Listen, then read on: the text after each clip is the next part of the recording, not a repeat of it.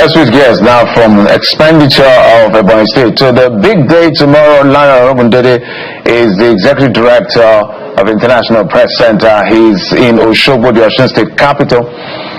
He's joining us. Arogundade, my apologies. Mr. Lanre, good morning and welcome to the program. Good morning, Jeffrey. Thank you. So it's been you've been there for perhaps a week, I guess, and there's been a lot. Close to a week. There's a lot that has happened, which I would like you to binge on. And one of which, let's start with the elephant in the room, the very disturbing trend of violence. I know that CSO that reported between 40, 50 to almost 70 incidents of violence, and the death toll has risen to over 30. Some are saying it's bordering on 40. In fact, on Monday, the police reported a cult clash that led to the death, I think, of 4 persons. On Tuesday, the opposition party in the state had reported another set of deaths, I think somewhere in Electoral. And then overnight, between Wednesday and Thursday, there was another incident that led to the death of one of the opposition's nephew, somewhere around SRK. So, what exactly is going on? Let me start just that way. Well, we don't really know the number of, we can ascertain now the total number of incidents as well as the total number of deaths or killings. But what is clear is that we've had, threats, and it would seem as if these threats have translated into killings here and there, which is very, very disturbing, very disappointing, and not totally unexpected, because we're talking of election in just one state. It's not even a general election, and we're witnessing this trend. So it's quite embarrassing, and for me, it is a major indictment of the political class, particularly the major parties that are contesting this election. And I say this within the context or against the background of the fact that all these candidates and their political parties signed a peace accord, which was facilitated by the National Peace Committee through the Kuka Center. They were all there, they signed and they pledged to conduct themselves peacefully. But what we have seen is that they've simply refused to rein in all their supporters, to allow freedom of expression on the part of all the political parties. There is this Yoruba proverb that says that the sky is big enough for all birds to fly, to do whatever they like. But we're not seeing that, and for me, it's a major drawback of this election. Again, you also look at the fact that we have very, very significant security presence in this state. Everywhere you go, you see policemen on duty, you see them moving around, parading, their sirens blaring here and there. Because we had some media engagements, we were in Ilefe, we were in Elisha, and we saw this, and even in Osogbo, regularly there are roadblocks. You then ask yourself that question: how is it possible for these things to happen in the face of this heavy security presence? That is just the major challenge, and I just hope that the media and civil society groups will try to keep records and indeed investigate. Of course, we expect the police to investigate, but there should be proper documentation of these incidents so that we can know who and who are violating the terms, the letters, the principles, and indeed the spirit of the peace accord.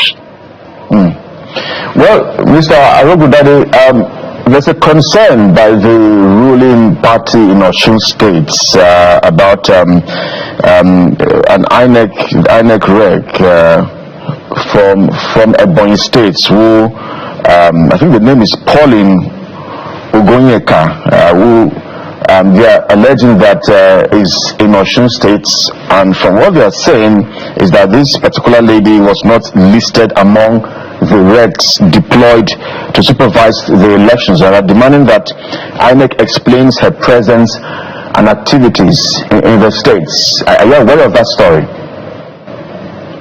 Well, I think it's within the right of any political party to lodge complaints whenever they feel that certain things are not being done, properly. From the history of elections, and I think based on the based on the assessment of the likely tempo of electoral activities, I do know that INEC has that tradition of reinforcing the team on ground. That is the resident electoral, commissioner. They have that tradition of bringing in national commissioners, in some cases state resident electoral commissioners, to help that process. It happened in Anambra State, and when we were there, I knew that the resident representative, INEC resident commissioner for Ekiti State was in Anambra. So it's somewhat a kind of tradition. But what we demand as a civil society network on electoral integrity is that the process should be transparent and open. It will have been good if before now there had been a clear statement on who and who are going to be in Osun State as part of INEC and what their roles would be. Perhaps that would clarify any doubt. But since the ruling party has lodged this complaint, we expect that INEC headquarters now will take the necessary step to either allay their fears or explain the roles of each of its officials that are in Osun State. And it's not just at the level of the commissioners, or by the way, we also have other levels of INEC officials who will be playing some role as part of the management of this process, including being the supervisors of the RAC and so on and so forth.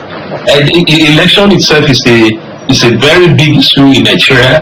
It involves so many technicalities and it involves so many personnel. But it's just not too late. What we expect, and we have engaged INEC on this, we told them that they should be prepared for what we call crisis communication in this election process, which means that there has to be regular briefing, and we'll still convey this to them because we still have 24 hours of the election, and it will be good to allay all fears. I think it's an important point you raised about crisis communication. I think it will be helpful to INEC because that's one of the things they feel that in the last election in 2023 that got them a lot of flack. As a matter of fact, the latest or the current national commissioner in terms of voter education, I'm not sure the average Nigerian knows his name. I don't even know what they're doing. All we see from him is press releases. When Festus Okoye was here, we had a lot of media engagement. I doubt if I've ever seen him on TV. I stand to be corrected. But I really don't know how effective INEC communications is. But that should be the man who should be at the forefront of speaking to Nigerians. I think we have to call this out so that they will take responsibility that INEC communication is ineffective from that particular commission as far as that office is concerned, with greatest respect. But so that things like this will get clarity, because this is a national assignment, so we need a national response. But be that as it may, let's talk about. I'm sure they are listening to this program, and I should think that they would respond soon to this, and of course we would draw their attention to this conversation. Yeah, I'm just talking about generally that that office has not been as effective in terms of media engagement, not press releases. That was what I was drawing the attention to. Just comparing it with when Festus Okoye was there, without trying to disparage anyone. But I'm trying to say that, yes, you wanted to say something? No, just to say that, after Festus Okoye, we also had Sam Olumefu and we also have other people who engage with the media, the chief press secretary. But like I said, I don't want to be seen to be holding brief. It's just good for them to know that this is this is the position that this is the opinion that you have expressed, and I would expect them to respond to this very quickly. Yeah, we need more regular dissemination of information as far as this one. election is concerned. Mr. Lanre, I don't want to go back to some of this because just go and watch. I'm not talking about meeting in the offices. I mean, come to television. Let media houses engage you, just like we had with Okoye, First Okoye the last time. We had, that level of vibrancy in terms of National Commission of Voter Education. I think that was the last time we had that level of vibrancy. Anybody can argue otherwise, but that's from where we sit. We see. But let's talk about the issue of security. We also understand, please, I don't know whether you know about it, we understand that a politician who is running for the House of Representatives for the National Assembly was arrested, I think yesterday or so. The Navy actually did that arrest, but we're hearing stories, I don't know whether you have any report to that effect, that the politician has now been released, and then the naval officer has been posted out. What do you know? Well, I wouldn't say I know much about this, and you see, one of the things we've also tried to do, and this is at the level of the civil society network on electoral integrity through our European Union support to democratic governance election observation hall, is to try to engage, at least publicly, the Commissioner of Police in charge of, the Commissioner of Police for elections for Osho State, the Taifo. We've reached out, we've tried to say that it would be good for them to have a comprehensive debriefing for observers and, of course, the media as well, so that they can be able to give direct response to some of these things and clarify a whole number of issues. Because the truth of the matter is that when you have this kind of situation, disinformation or misinformation cannot be ruled out. And obviously, each side to this, the different sides to this political debacle or contest are trying to score political points. So everybody is saying, oh, I'm the victim. No, you are not the victim. You are the aggressor. This person is doing this. Somebody is at this hotel. Go and read all kind of things. And this is where the role of the state elections become very, very important. And in any case, we also know that there's a DIG who has also been deployed to Osho State in charge of these elections. I guess maybe listening to us now, they would not know that it will be important for them to have, the forums, debriefings. Even if they have 1, 2, 3, 4 today, it will not be too much, because there's so much flying around in terms of news, in terms of tension, in terms of allegation, and it's their responsibility. And the more they speak out, the more they brief observers on the steps they are taking, the investigations they have done, I think the more it would help to clarify the issues. And if we in the media have more questions to ask, that would be an opportunity for us. So just like you were calling out the INEC, I'm also using this opportunity to appeal to the CP elections, to the DIG, to all of them, to know that based on what is happening, they cannot afford to. We're not saying they're not doing anything, but it's good to just have that opportunity which is being provided by like our election observation hub, where you have many civil society partners, including the ones that have been at the forefront of promoting the peaceful conduct of this election, like the Kuka Center. So coming there or any other place to have this kind of debriefing, for me, will be quite helpful. You have your questions. We also have our own questions. Although some of them we cannot bring them on air. And because we're here, we're going around, we're hearing things, we're seeing things, and we want to have these genuine conversations with them. Because they should also not forget, we keep talking about context. This is the second major election that will be conducted under the Electoral Act 2026, which means that, and then it's the last major election before the 2027 election. But whether anybody likes it or not, this Osun election will be seen as a kind of test case for what might happen in 2027 in terms of the level of trust that citizens can have in the electoral process, in the electoral institutions. All right. And that, when we say electoral institutions, it includes not just INEC, we're also talking of the police, the security agencies that are part of this process, and every other major stakeholders, including the media. And I guess we are playing our role, and I'm glad that you are raising all these questions, because answers have to be provided within the 24 hours. Well, I don't know if you've also even interfaced with the resident electoral commissioner in Osun State, because he too is really very unpopular. I'm not saying his name now, Oluwatosin Babalola. I don't know why INEC's body language has been a bit different. You know, my colleague was mentioning Festus Okoye. After he left, we've not really felt the impact of his successors at that level too in Osun State as well. I don't know why the resident electoral commissioner there too has also not been engaging with the media as we would have loved to engage with him. In fact, we've tried to even schedule interviews with him. He has declined to speak with us, Mr. Oluwatosin Babalola. So I wish we can engage a bit more with them, because there are questions indeed begging for answers.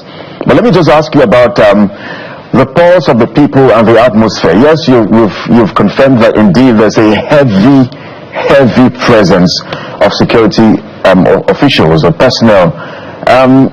Is that a good thing? Do you think the people of Osun State will be willing to come out and vote tomorrow with this? When, because that heavy presence of military and security officials, and then blaring their sirens here and there, I don't know, that those who think that some sort of fear can be instilled into the people to say, you know what, this one that there's police everywhere, this one is, you know, maybe it's really going to be turbulent and violent or chaotic tomorrow. So you know what, just stay back indoors and all of that. So I wonder if you think this is a good thing. Do you think the people are resilient, or they're indeed going to come out in their numbers tomorrow and vote? Well, just before I come to that, just a little correction. The resident electoral commissioner is actually a woman, Mrs. Olutoyin Babalola. That's the resident electoral commissioner, and we have certain level of engagements, and we've also had some interactions, you know, with the media. But it will also be good for us to interrogate some of the challenges that you know, they are facing, because there is a judiciary or judicial aspect to this election. Remember that only a few days ago there was a court ruling that a political party should be put on the ballot, and now that has created its own you know, challenges in terms of timetable. For example, inspection of sensitive materials at CBN was supposed to have been done yesterday morning. That could not happen because papers we learned had to be, you know, reproduced to reflect that, although we had expected that they could have had two sets, knowing that this matter was going to go to court. So again, there are things happening that kind of affects the cycle of information dissemination. But again, I'm not going to hold brief, but we definitely do work with INEC, and we keep pushing all these things so that we can ensure that things are done properly. Now, in terms of the security process, well, it's a double-edged sword, as you would like to say, because on the one hand, it's supposed to give assurance to people that they will be safe, and then they will go out to vote. But if we look at the trend, especially, you know, this violence and killings we've talked about, it's possible that it might discourage some, you know, voters. But however, looking at the tempo here, it would seem to me that people seem determined to come out and vote for their political, you know, parties, and we expect that may likely, you know, happen. People coming out and so on and so forth. The difference we see in Osun and Ekiti, for which we have not really gotten explanation, is the fact that in both states you had security deployment, whereas we have many more personnel in Osun. But the approach was different, because in Osun State, while interacting with the Commissioner of Police for Elections for that state, CP, you know, Abayomi Shubule, he kept saying that they were not going to do show of force, because, you know, past experience has shown that may really, you know, scare, you know, people. But here we've seen a lot of you know, doing siren, you know, moving around, and all these things sometimes creates tension on its own. We're hopeful that now that we're in the real countdown to this election, just 24 hours away, the police will look at the methodology they are adopting. The presence is necessary, but again, how they are present is what they need to look into. Thank you so much for your insight, as always. The Executive Director of IPC, that's International Press Center. Please tell INEC they are not doing well with media engagement, not press releases. They are National Commissioner. So I said what I said so that they will respond. Thank you, sir. We appreciate you.